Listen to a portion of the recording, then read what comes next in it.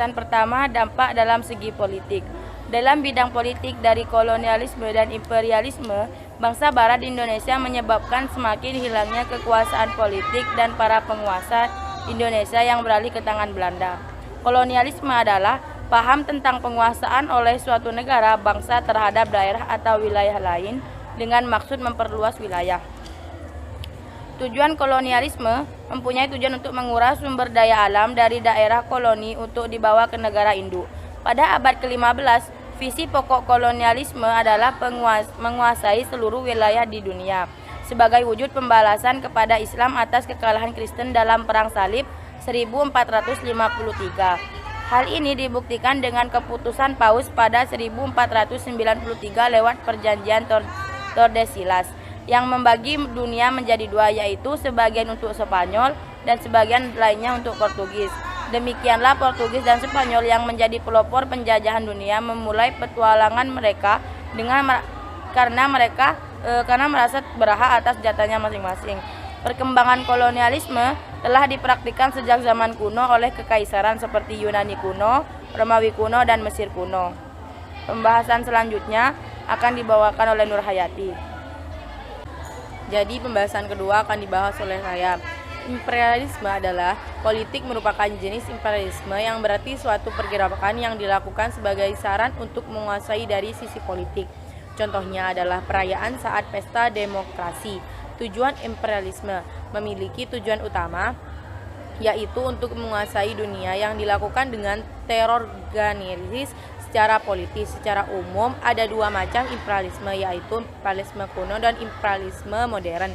Imperialisme kuno terjadi pada tahun 1500 Masehi, di mana imperialisme mengarah pada berarti perluasan wilayah yang dilakukan oleh suatu negara kepada negara lain. Contohnya, negara yang menetapkan imperialisme kuno adalah Portugis dan Spanyol.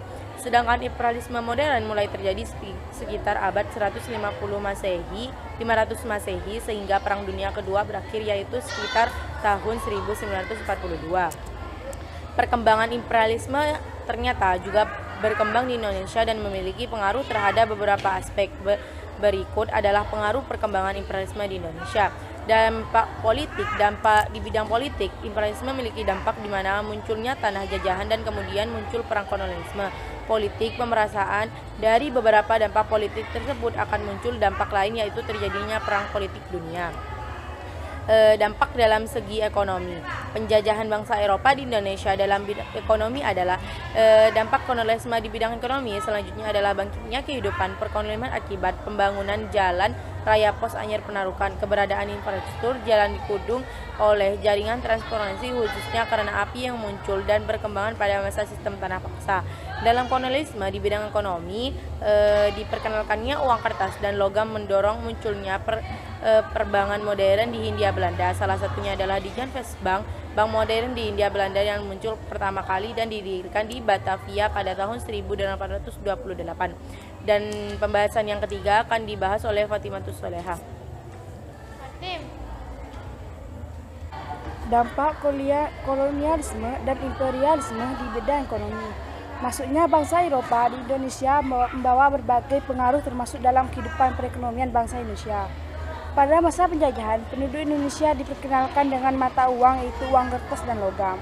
Bersumber dari Modul Sejarah Indonesia kelas 11 Kemendikbud.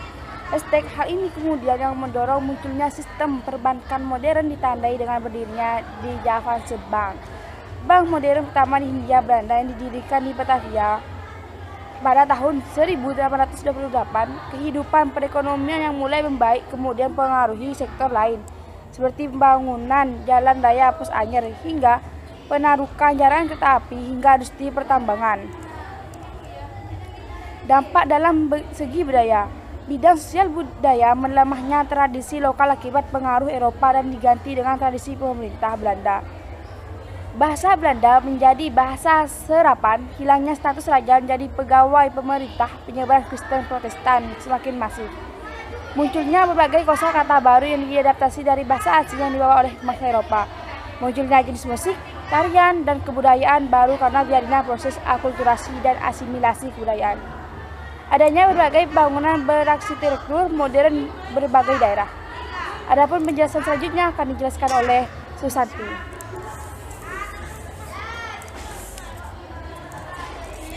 Dampak dalam segi pendidikan. Dampak dalam segi pendidikan. Munculnya pengajaran gaya barat melalui pendidikan Eropa pada golongan pria seperti keturunan raja, bangsawan atau pengusaha kaya. Munculnya golongan terpelajar 2 Agustus 2023. Dampaknya munculnya golongan baru dalam masyarakat yaitu cendekiawan. Dikenalnya sistem pendidikan barat. Hal ini disebabkan karena munculnya berbagai sekolah Eropa di Indonesia. Bangsa Indonesia menjadi bisa membaca dan menulis. Dampak kolonialisme di bidang pendidikan. Dampak penjajahan bangsa barat di bidang pendidikan antara lain: 1. Munculnya golongan-golongan terpelajar di Indonesia.